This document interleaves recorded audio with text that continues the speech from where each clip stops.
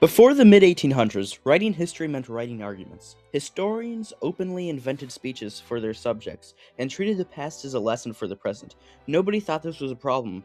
It was just how history was. Leopold von Ranke thought it was a problem. Ranke was born in 19th century Germany, who did something that sounds simple but wasn't. He insisted that history should be grounded in primary sources, that the historian's job is to understand the past on its own terms rather than judge it, and that evidence, not rhetoric, should drive the arguments. Those ideas seem obvious now, but in 1824 they weren't.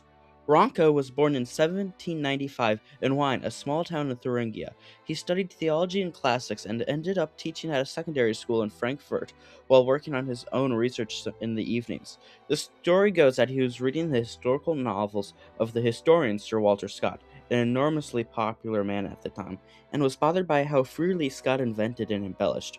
Ranke checked what Scott claimed against the actual sources and found the gaps significant enough to matter. That frustration quietly shaped everything he did afterwards. His first major book came out in 1824, A History of the Latin and Germanic Peoples. In the preface, he wrote that his goal was not to judge the past or instruct the present, but to show it as wie es eigentlich gewesen, as it actually was. That phrase would follow him for the rest of his life. What made Ranke different wasn't just his goal. He went to the archives, not secondary accounts, not later chronicles, but original documents, diplomatic correspondence, state papers, first-hand records. He spent years traveling to Venice, Vienna, and Rome, working through material that previous historians had previously ignored. This sounds routine, but now Ranke made it a routine, only because of him. Before him, historians were not expected to work this way. The idea that you should build an argument from primary sources, cite your evidence, and remain skeptical of sources with obvious biases, that's essentially the Ranke program, and it became the foundations of modern academic history. He also had a philosophical position underlying the method. Each historical era, he argued, should be understood on its own terms, not as a stepping stone to the present, not as a moral example, but as a coherent world in itself. He put it in religious terms. Every epoch is immediate to God, meaning each period has intrinsic value regardless of what came before or after. That's a significant departure from the progressive view of history that dominated his era. Ranke got a professorship at the University of Berlin in 1825 and stayed for nearly 50 years. His seminar became one of the most influential in Europe, not because of what he lectured, but because of how he trained people to work. Students would bring sources to the table, argue about their reliability, and learn to interrogate evidence rather than accept it. That seminar model is still recognizable in graduate programs today.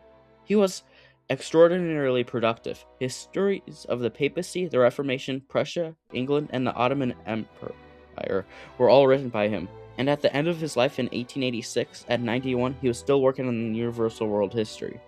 The obvious critique of Ranke is that his method produced a very particular kind of history. If you're working from state archives and diplomatic records, you'll end up writing about states and diplomats.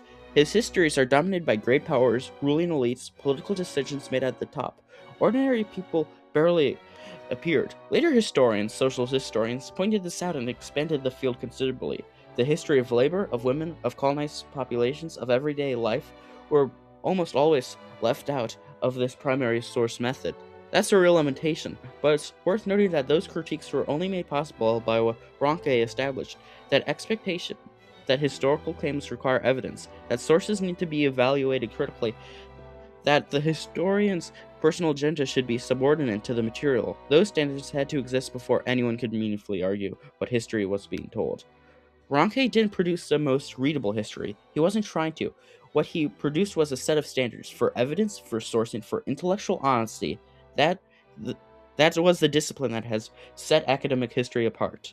Most fields have a founding father whose assumptions later practitioners depend on and push against. For academic history, that figure is Ranke.